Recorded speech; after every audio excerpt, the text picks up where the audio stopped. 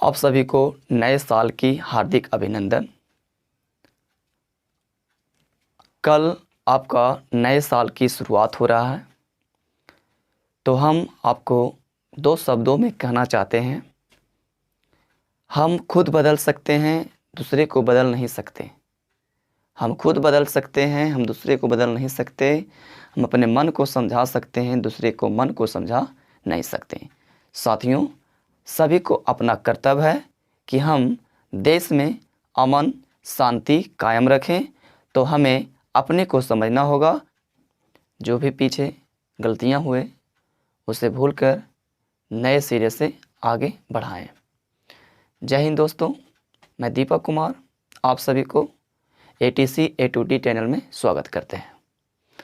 आज हम आपके लिए लेकर आए हैं क्लास 10th का VVI थ्योरम प्रमेय के लिए, जो आपको 2022 में पूछने की संभावना है। तो सबसे पहले हम आप लोग को शुरू करने से पहले आप लोग को हम यह कहना चाहते हैं कि यदि आप इस चैनल पर नए हैं तो चैनल को सब्सक्राइब कर लें और बेल घंटी दबा दें, ताकि इससे कोई भी नोटिफिकेशन आपके पास चला जाए। तो आइए हम शुरू करते हैं। सबसे पहले आपको त्रिभुजों की समरूपता के लिए कसौटियाँ। सबसे पहले हम आपको शुरू करते हैं। क्वेश्चन नंबर फर्स्ट में हम आपको बताना चाहते हैं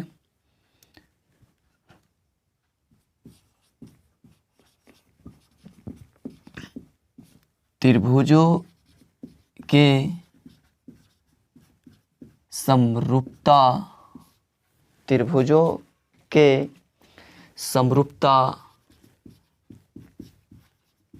के लिए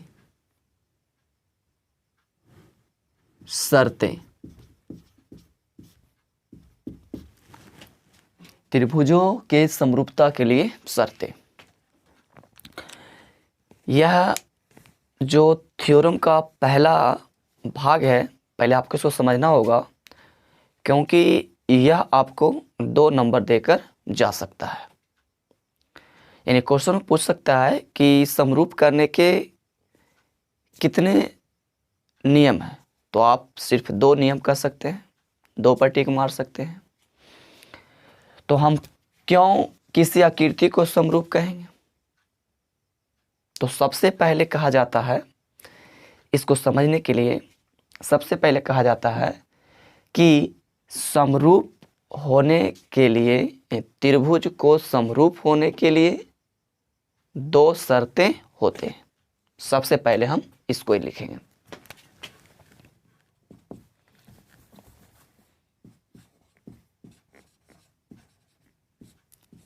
त्रिभुज को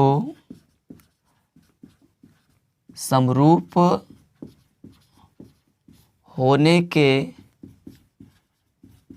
लिए 2 शर्तें हैं। त्रिभुज को समरूप होने के लिए 2 शर्तें हैं, जो इस प्रकार से हैं।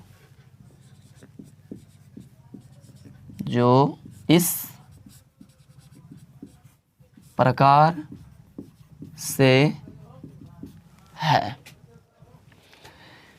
सबसे पहले हम 2 त्रिभुज पार लेता हूं।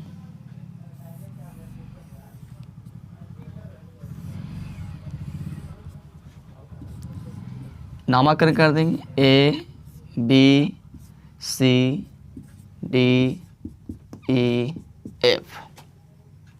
ठीक है। पहला शर्त क्या होता है? जो पहला शर्त आपको कहता है 2 त्रिभुज समरूप होते हैं। 2 त्रिभुज समरूप होते हैं यदि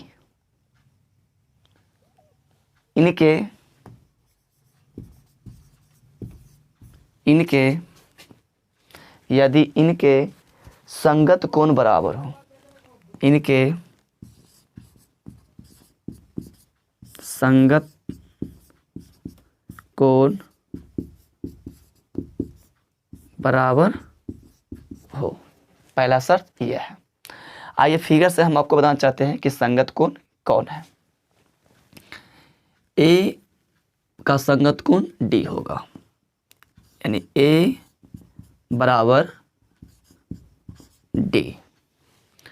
बी बराबर ई संगत कोण है, बी बराबर कौन हो गया ई। और कोण सी बराबर आप कर दीजिएगा, कोण सी बराबर कोण एफ होगा। यानी इस तरह से आपको समझना होगा, इस तरह से। यानी कोण ए संगत कोण डी का हो जाएगा, कोण बी संगत कोण ई का हो जाएगा, कोण सी संगत कोण एफ हो जाएगा। इस तरह से आपको पहला करना होगा। दूसरा शर्त क्या है, दो त्रिभुज समरूप होते हैं यदि इनके संगत भुजाएं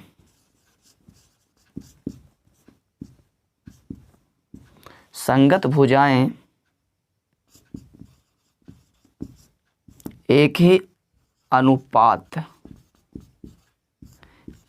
अनुपात में विभाजित हो।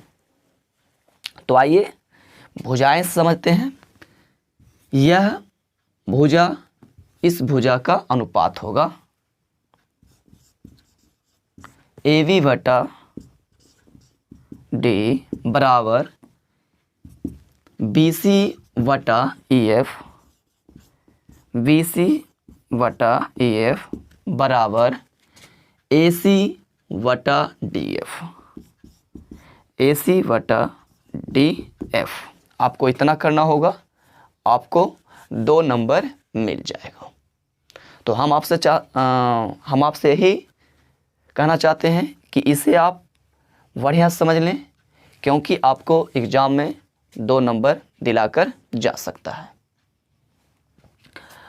आइए अब हम थेल्स प्रमेय की ओर चलते हैं, जो आपको एग्ज़ाम में 1 नंबर क्वेश्चन और 5 नंबर क्वेश्चन पूछा जाता है।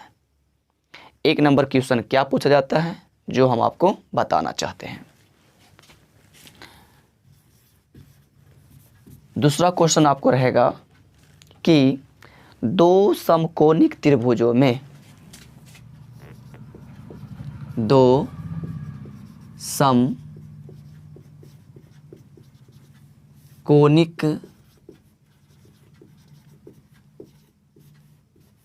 त्रिभुजों में 2 समकोणिक त्रिभुजों में उनकी संगत भुजाओं का अनुपात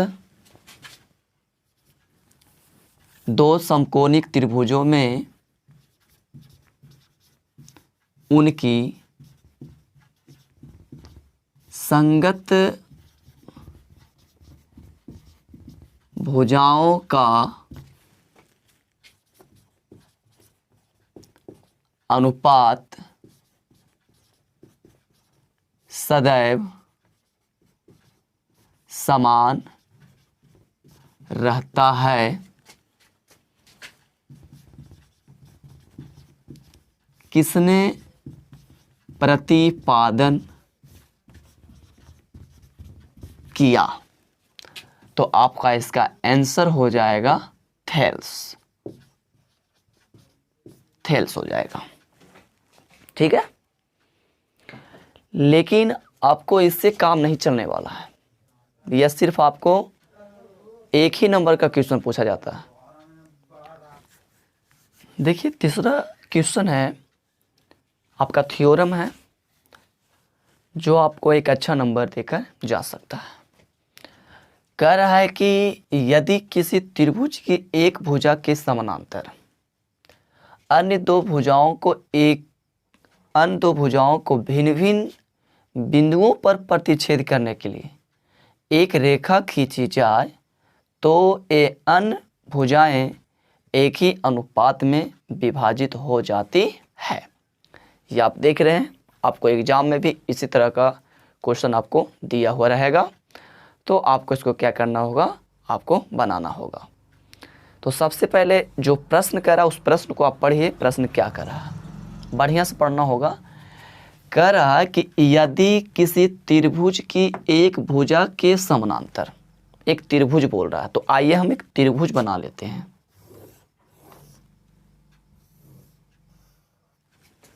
त्रिभुज हो गया, नाम दे देते हैं ABC दे दिए, त्रिभुज बना लिए, ठीक है।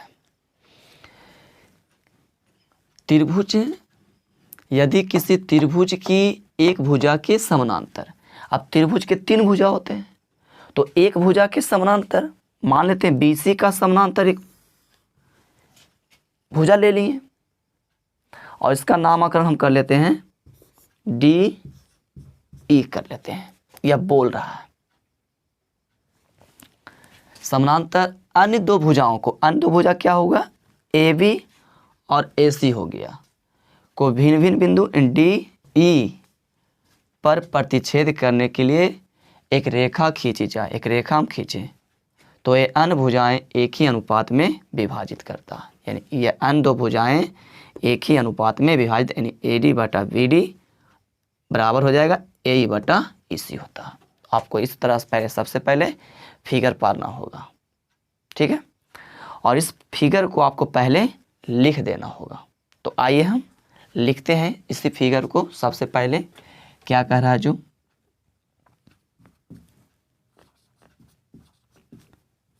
माना कि ABC एक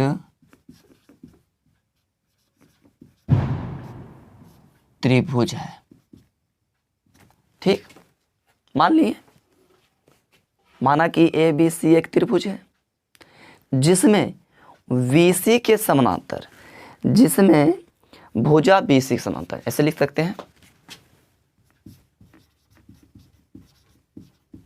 जिसमें भुजा BC के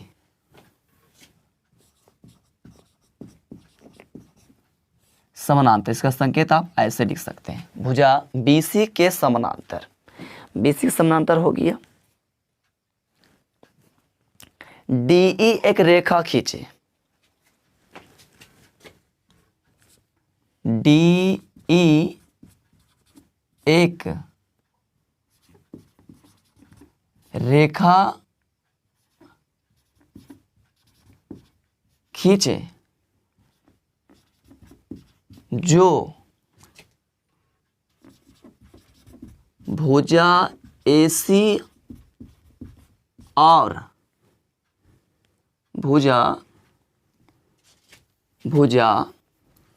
खींचे जो भुजा AB और AC के, भुजा AB और AC को D और E बिंदु पर काटती है, तो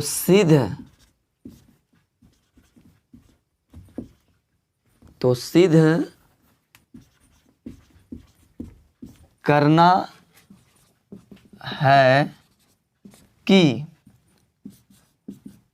AD बटा BD बराबर AE बटा AC, यह आपको साबित करना होगा। इस तरह से आपको मानना होगा सबसे पहले, यानी आपको फिगर के हिसाब से ही आपको मानना पड़ेगा। जो फिगर कह रहा था उसी तरह से हम क्या कर लिए, मान लिए। उसके बाद आइए फिगर की ओर हम चलते हैं। इसमें आपको क्या करना होगा, बनावट बनाना होगा, यानी D से DA लंब, D से DN लंब भुजा AC पे डालें, ई से ई एन लंब भुजा ए बी पर डालें। डी से डी सी, बी से बी ई को मिलाया। इस तरह से आपको बनावट बनाना होगा। बनावट में बनाए हैं जो आपको लिखना होगा।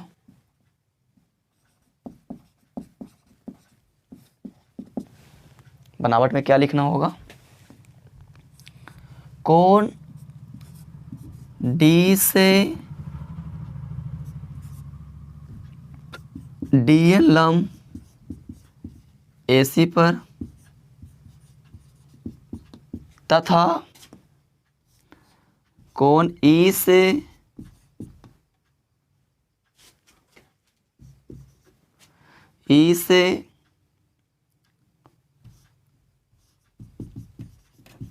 ई एन लंब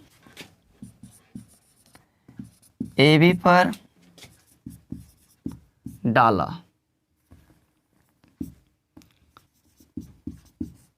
और डी से डी सी तथा बी से बी ई को मिलाया गया है। इस तरह से आपको बनावट बना लेना होगा। आप फिगर भी देख रहे हैं, फिगर में हम समझाने की कोशिश किए।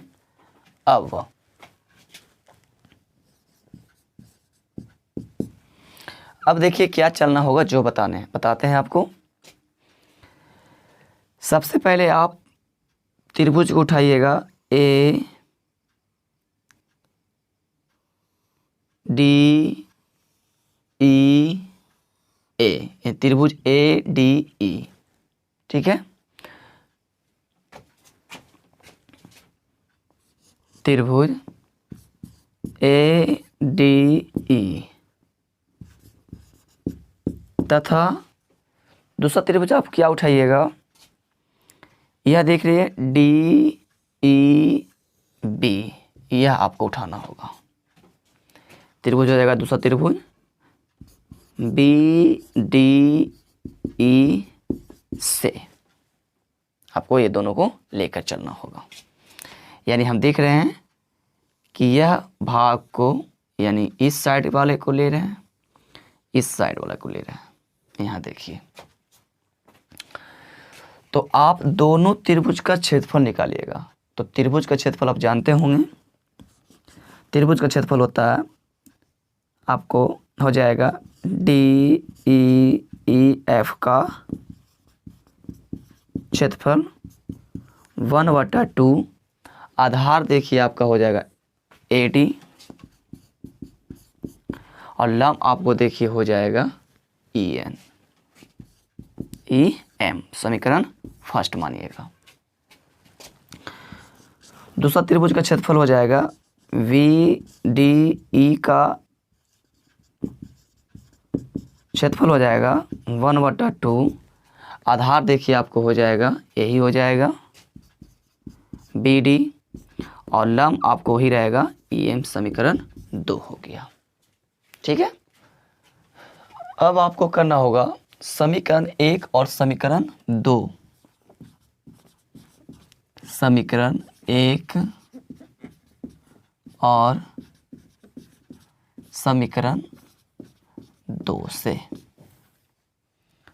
त्रिभुज ADE का क्षेत्रफल बटा हो जाएगा त्रिभुज VDE का क्षेत्रफल, तो हो जाएगा 1/2 गुण हो जाएगा AD गुणे EM बटा 1/2 BD गुणे EM। यह देखिए आपको कट जाएगा, ये आपको बच जाएगा त्रिभुज ADE का क्षेत्रफल बटा त्रिभुज BDE का क्षेत्रफल। बच गया आपको AD बटा बी डी। इससे को समीकरण आपको 3 मान लीजिएगा। इस तरह से आपको करना होगा।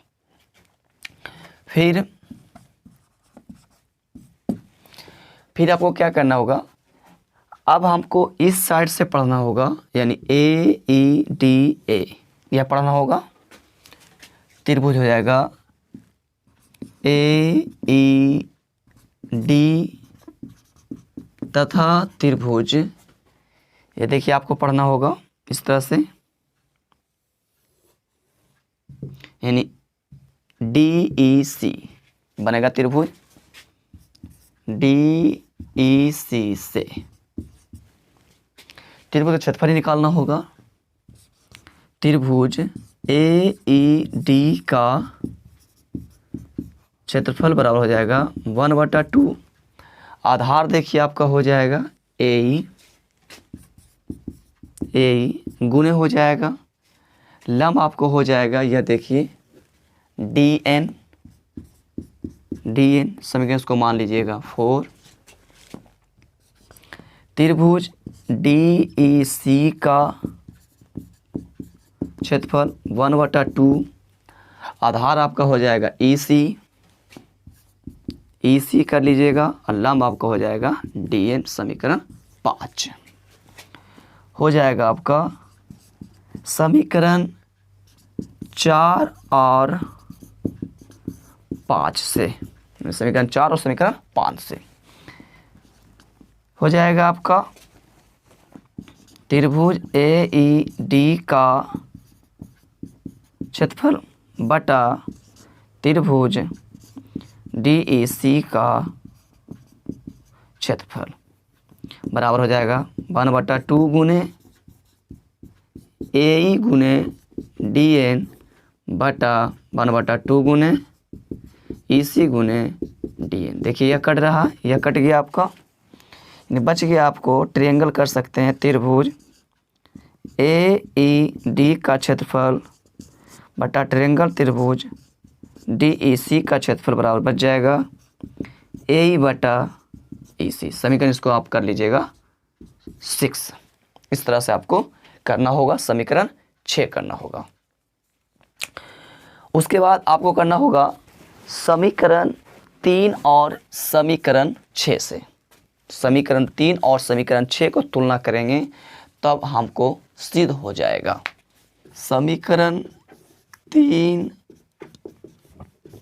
और समीकरण 6 से देखिए, ट्रायंगल त्रिभुज ए डी ई का क्षेत्रफल बटा ट्रायंगल त्रिभुज बी डी ई का क्षेत्रफल बराबर हो जाएगा ट्रायंगल त्रिभुज